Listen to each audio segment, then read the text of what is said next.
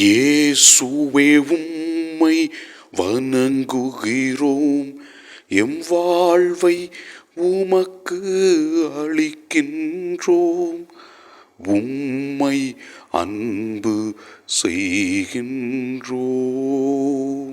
ஆண்டவரே இயேசுவே, உமக்காக நாங்கள் வாழும் பொழுது எங்களுக்கு தேவையான எல்லா ஆசீர்வாதங்களையும் நிறைவாக கொடுக்கின்றவரே, நாங்கள் சாட்சிய வாழ்வு வாழ்வதற்கு தேவையான தூய ஆவியின் கொடையை கொடுத்து வழிநடத்துகின்ற உமது மேலான கிருபைகளுக்காக நன்றி சொல்லி உம்மை ஆராதிக்கின்றோம். முதல் வாசகத்திலே நாம் பார்க்கிறோம் எவ்வாறு புனித சின்னப்பர் கொரிந்து நகரில் இருந்து நற்செய்தியை போதித்து கொண்டு வந்தார் என்பதை பற்றி தெல்லம் தெளிவாக விளக்குகின்றது. மேலும் ஆண்டவரின் நற்செய்தியை அவர் சென்ற இடத்திலெல்லாம் போதித்தார் என்றும், பல வகையான துன்பங்கள் மத்தியிலும் வேதனைகள் மத்தியிலும் ஆண்டவர் விரும்புவதை அவர் செய்ததை தெல்லம் தெளிவாக நிறைவேற்றி காட்டினார் என்பதை விளக்குகிறது முதல் வாசகம்.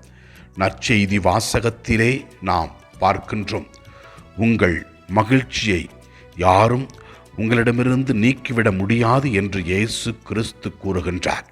இதோ இயேசு கிறிஸ்துவிற்காக நாம் வாழும் பொழுது பல வகையான வேதனைகள், கஷ்டங்கள், துன்பங்கள், நோய்கள் வந்தாலும் ஆண்டவர் நம்மை ஒருபோதும் கைவிட மாட்டார் என்பதை பற்றி தெல்லம் தெளிவாக விளக்குகிறது நற்செய்தி வாசகம்.